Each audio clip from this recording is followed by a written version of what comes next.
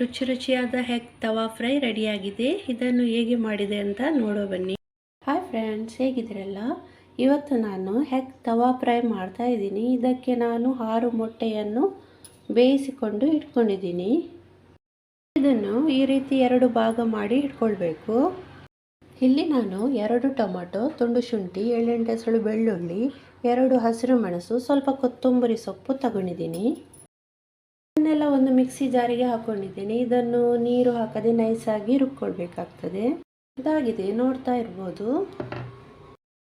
ಹಾಗೂ 2 ಈರುಳ್ಳಿಯನ್ನು ಸಣ್ಣ ಸಣ್ಣದಾಗಿ ಕಟ್ ಮಾಡಿ ಇಟ್ಕೊಂಡಿದ್ದೀನಿ. ಇದು ತವಾ ಮಸಾಲ ಮಾಡುವಾಗ ಹಾಕಲಿಕ್ಕೆ. ಒಂದು ಫ್ರೈಯಿಂಗ್ ಪ್ಯಾನಿಗೆ ಸ್ವಲ್ಪ ಎಣ್ಣೆ ಹಾಕ್ಕೊಂಡು ಬಿಸಿ ಮಾಡಿಕೊಳ್ಳುವ. ಎಣ್ಣೆ ಬಿಸಿಯಾಗಿದೆ. ಇದರಲ್ಲಿ ಮೊಟ್ಟೆಯನ್ನೆಲ್ಲ ಹಾಕ್ಕೊಂಡಿದ್ದೀನಿ. ಇದರ ಮೇಲೆ ಸ್ವಲ್ಪ ಚಿಲ್ಲಿ ಪೌಡರ್ ಹಾಕೊಳ್ಳುವ, ಸ್ವಲ್ಪ ಅರಶಿನ, ಸ್ವಲ್ಪ ಉಪ್ಪು ಹಾಕ್ಕೊಂಡು 2 ಸೈಡಲ್ಲಿ ಇದನ್ನು ಫ್ರೈ ಮಾಡಬೇಕೀಗ.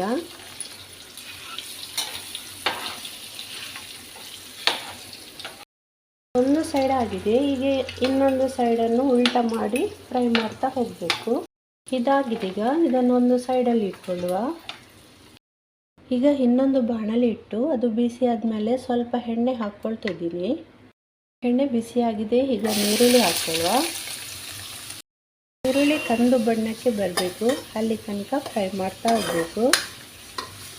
ಈಗ ರುಬ್ಕೊಂಡ ಮಸಾಲ ಹಾಕ್ಕೊಳ್ಳುವ.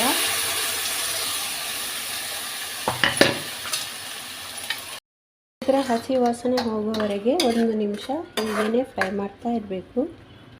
ಇದಕ್ಕೇ 2 ಸ್ಪೂನ್ ಆಗುವಷ್ಟು ಕೊತ್ತಂಬರಿ ಪೌಡ್ರ್ ಹಾಕ್ಕೊಳ್ತಿದ್ದೀನಿ, ಸ್ವಲ್ಪ ಜೀರಿಗೆ ಪೌಡ್ರು,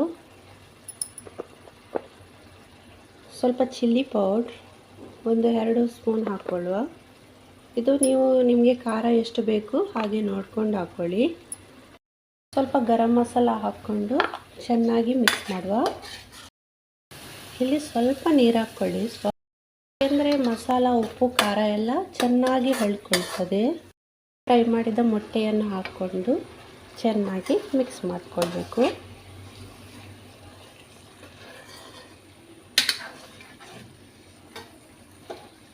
ಅನ್ನ ಸಾರು ಜೊತೆ ಈ ಎಗ್ ತವಾ ಫ್ರೈ ತಿನ್ನಲಿಕ್ಕೆ ತುಂಬ ಚೆನ್ನಾಗಿರ್ತದೆ ಮತ್ತು ಚಪಾತಿ, ಪರೋಟದೊಂದಿಗೂ ತುಂಬ ಚೆನ್ನಾಗಿರ್ತದೆ.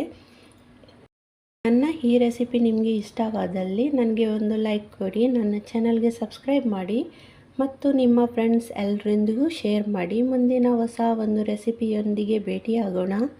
ಅಲ್ಲಿ ತನಕ ಬಾಯ್.